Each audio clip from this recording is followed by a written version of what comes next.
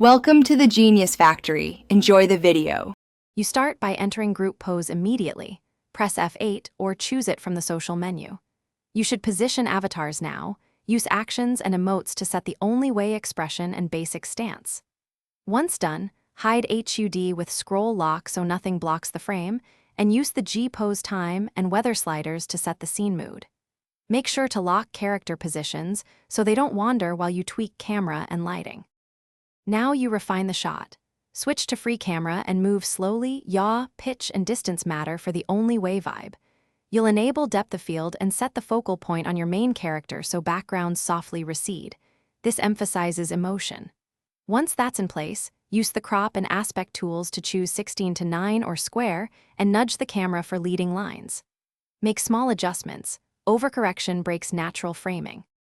Finish by dialing in filters. Raise or lower exposure, contrast, and saturation to match the only way tone. Try warm or cool presets to see which fits. You should use the pose timeline to sync emotes and facial expressions, and take burst shots to capture subtle variations. If something breaks, like camera clipping or motion glitches, reset the camera or exit and re-enter G-pose, then reapply your saved settings. That usually resolves lingering issues quickly.